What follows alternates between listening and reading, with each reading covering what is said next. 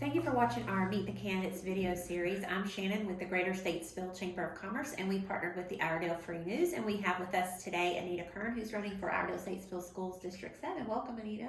Hi, thank you for having me. And you have a moment here. Just give us a little opening statement. Sure.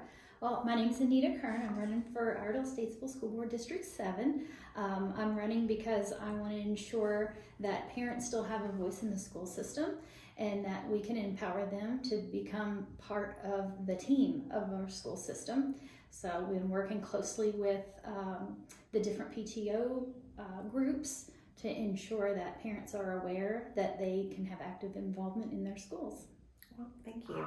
So we're going to just plug right on in. Our first question is, and you kind of just alluded to this in your opening, but in what school district or community activity organizations have you been involved in? Well, I'm active with my home church. We have different activities with the children there. We have different outreaches that we do. We have a food bank. I've written a book. I give out my books for free to ensure that children have literature to read. We are part of a basketball league that my son does, and we're active with that. Let's see. So I've been familiar with some of the Power Cross and the different organizations and support those. We're actually creating a group that goes and cheers for the kids, because it's mostly men who run it and lead it, but they need fans. There's nobody watching and participating in the stands for them. So we're actually working on that right now. Okay, great. So what is a school board member's role and responsibility, and how does that role differ from the role of the superintendent or the administration? Well, the school board basically sets policy, and we kind of review budgeting. The superintendent is our only employee, and they pretty much manage everything else below that. So what experiences or skills have prepared you to serve as a board member? Well, I have a degree in business. I've been a teacher, have a certificate from the Dallas Montessori Academy, and I had been a teacher for 3 years. I also am a veteran of the United States Coast Guard and managed a small search and rescue unit. So that's some of the skills that I believe has helped me to better facilitate this job. I've also done different bookkeeping and various jobs as well. What do you think is the greatest challenge facing the Iredell-Statesville school systems? And in the areas you think that need improvement, what are some of your solutions?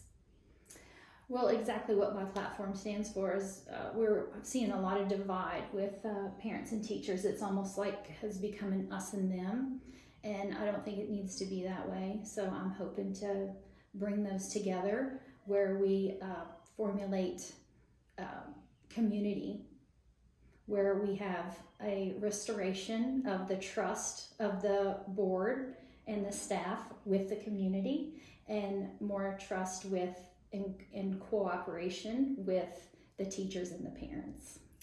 So what is your philosophy when it comes to following the safety protocols made by the federal, state, local governments for the student and staff health and safety? I believe that listening to certain organizations is very important in considering what they have to say. I also believe that parents have a choice in the final decision of their children. All right. What can the districts do differently to recruit, hire, retain highly qualified teachers and administrators? I personally believe in improving their working environment, ensuring that we instill discipline with children within the schools so that they can better manage and have an enjoyable time at work.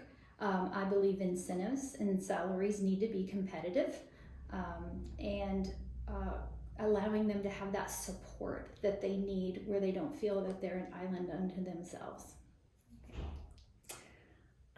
What issues do you believe your district needs to address in its academic program and offerings, and what changes would you recommend? I recommend reducing some of the controversial programs that are within the school, such as social emotional learning, and we moved to more of a critical thinking type program and a logics-based academic. Okay. What solutions do you recommend for building the new high school when the costs have exceeded the funding? Yes, so the cost has exceeded the funding. That's a challenge because I feel personally in my own life cost has exceeded the funding. It's a challenge I believe we're all facing with the current situation of our times. Well, there's always bonds, there's always fundraisers, there's always reducing some of the plan and then growing it later. So it's some of the topics that we'll research once we get in there to ensure that we make the right choice. Okay. So you touched on this a little bit, but what is the role of schools in teaching children about topics such as sex education, cyber safety, wellness, bullying, and character development? Well, that's a lot of points to discuss in just a couple minutes.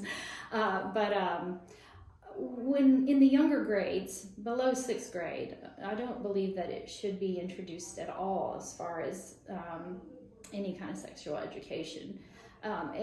They're just not ready for that. They need to focus on creating friendships and building their core academics.